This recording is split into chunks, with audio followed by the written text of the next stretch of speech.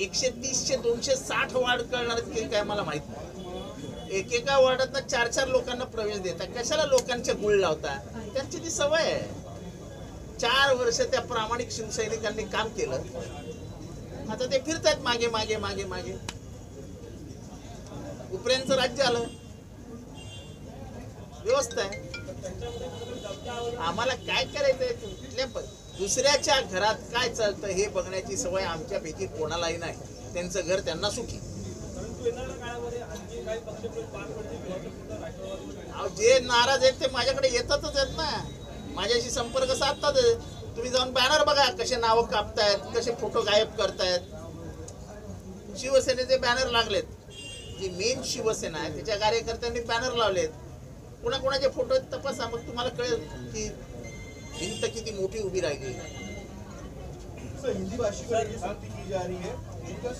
देखो ऐसा है कि हम हिंदी भाषी के ना तो विरोध में हैं, हमने ना कभी किसी भाषा को विरोध किया, लेकिन सख्ती से अमल होना ये कोई बराबर बात नहीं. गुजरात में होती है क्या सख्ती?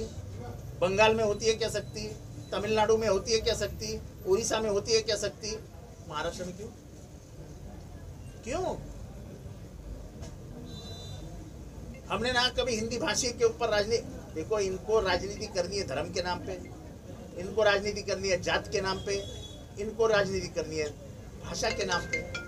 अब ये कहना कितना जायज है कि जो अंग्रेजी बात करते कुछ दिनों में उनको शर्म आएगी.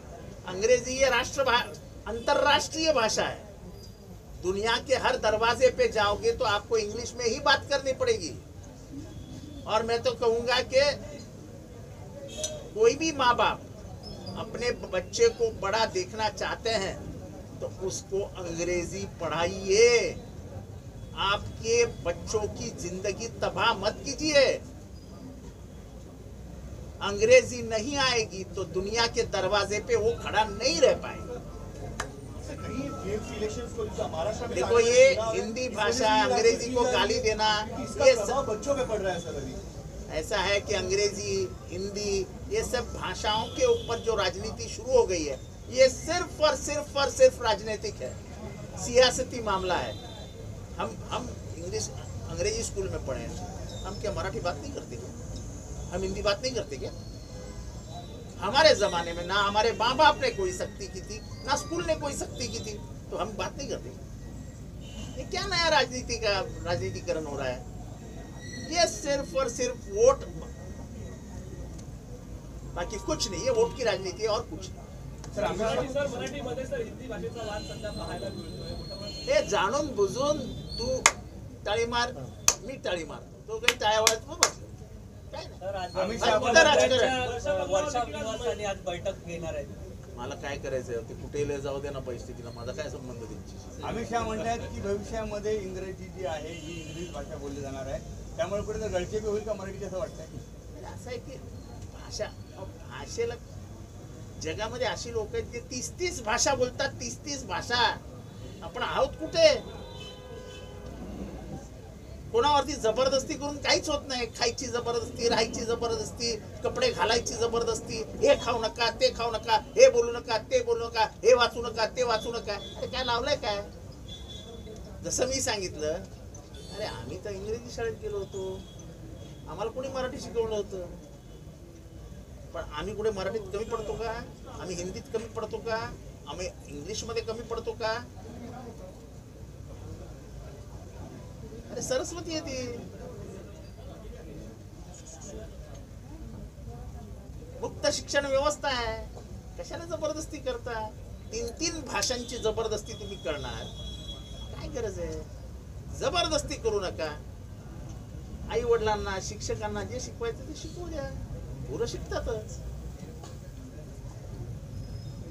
आणि हे बोलणं की इंग्रजी बोलणाऱ्यांना लाज वाटेल, अरे कशाला लाज वाटेल?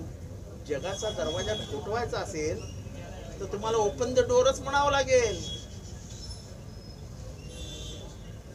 मी प्रचंड अभिमान बाळगतो. मला प्रचंड माझ्या भाषेबद्दल स्वाभिमान आहे.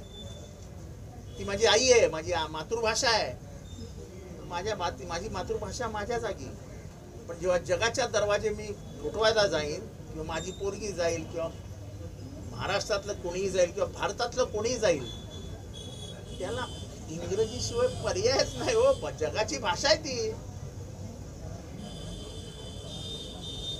जगाच्या भाषेला लगाम लावू आम्ही असं म्हणणं म्हणजे भारताला मागे घेण्यासारखं आहे. इथल्या रोजगाराची संधी, इथे पुढे जाण्याची संधी, इथल्या शिक्षणाची संधी, तिला कुठेतरी लगाम लावण्याचा प्रयत्न आहे.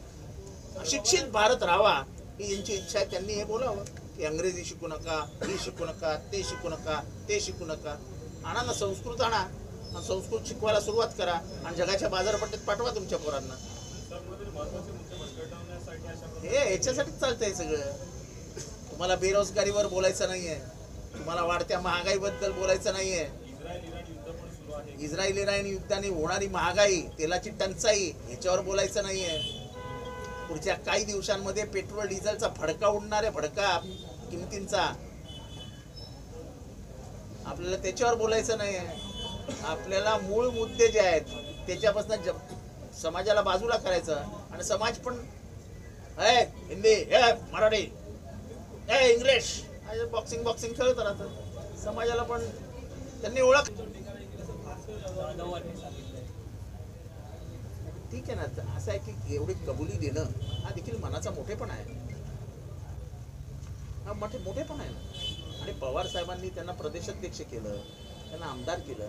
त्यामुळे आता झाला गत इतिहास आहे. पण त्या गत इतिहासामध्ये मी चुकलो हे सांगण्याचा मनाचा मोठेपणा भास्कर जाधवांमध्ये फार कमी लोकांमध्ये आजच्या राजकारणामध्ये. जे घडवतात त्यांच्यावर डोक्यावर बसायचं आणि कानात, अशी सवय झाली आहे लोकांना. म्हणजे बालकाला बनवायचा आणि बालकाने बापाच्या पार्श्वभागावर. हे नवीन राजकारणाचे त्याच्यामध्ये भास्कर जाधवांचं मनापासून कौतुक केलं.